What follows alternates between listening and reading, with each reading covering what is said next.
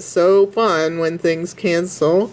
And then we have 2h over h, which ended up with just a 2.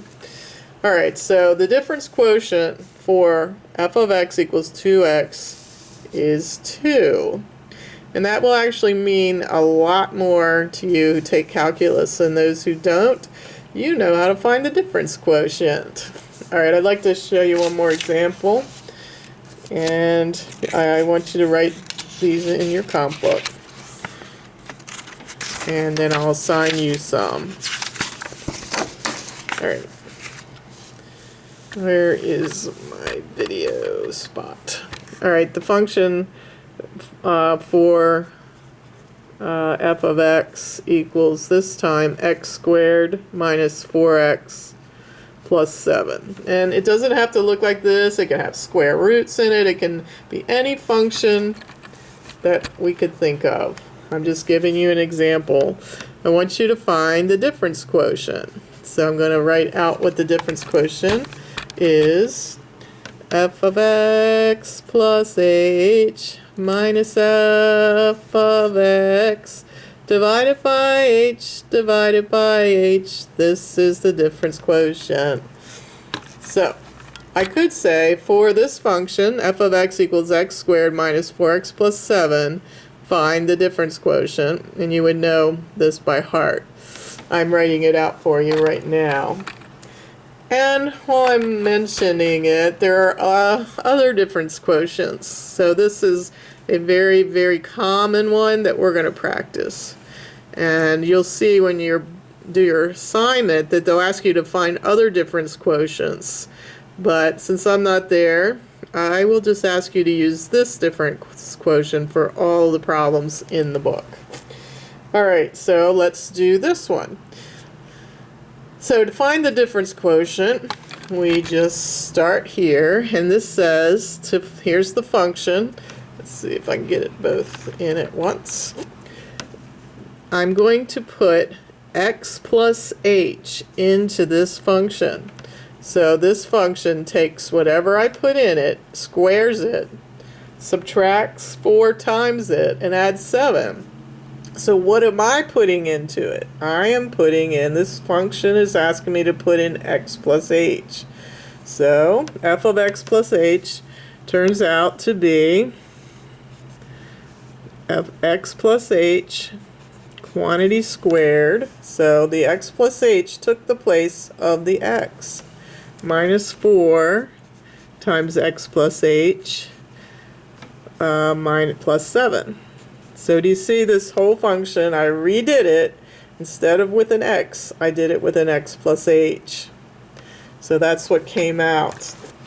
So x plus h squared minus 4x plus h plus 7. That is this. So I've accomplished this. Now I'm over to here. So I go minus. I'll just group this. It's kind of nice to keep it together. So now I'm up to here. So I'm going to write the minus sign. Done. Now I'm going to do f of x. F of x is just what the problem states it is. F of x is this. Notice the whole thing though has to follow the negative sign and will affect everything behind it. So we'll worry with that on the next step. And finally, the difference quotient requires us to divide by h. Notice that doesn't say f of h. We're not throwing that h into any function. We're just dividing by h. Alright, so a little sloppier to simplify, but we like slop. Alright, x plus h quantity squared is x squared plus 2xh plus h squared. Distributing the 4 minus 4x minus 4h plus 7, and subtracting everything behind that. I changed the sign of the x squared, the 4x, and the 7. And that's all divided by h. Alright, is there any fun on this one? Do we get to cross things out? We do. Fun. Here comes the fun. Woo! Alright, I don't know if I see a whole lot. Oh, x squared and minus x squared. Alright, so what's left? Let me gather below what's left.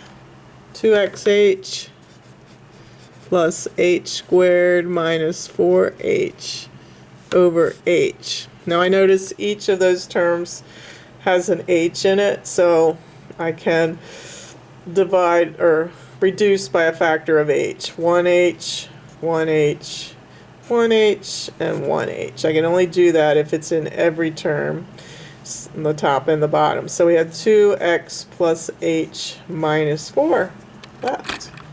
And that is the difference quotient for this problem. And again, it doesn't hold a whole lot of meaning for you at this point. And again, I have to indicate h cannot be 0. So this doesn't hold a whole lot of meaning for you, but it will. Alright, so I want you to go to page 50. And on page 50, oh dear, I want you to do numbers 79 to 86. And again, I want you to use the difference quotient that I defined. And in the book, it's like number 81 and 82. You can do that difference quotient for all of them. And there are others, but I'm not asking you to do those. You can observe them, though. And if you would, all take your book on page 50, and I want you to turn the book upside down, like that. Let me scroll back. All right, there. I want you to do the problems with the book upside down. So it looks like when people walk by that we're working in the way back of the book instead of on page 50. So, Miss Adams, don't tell anyone that we're only working on page 50.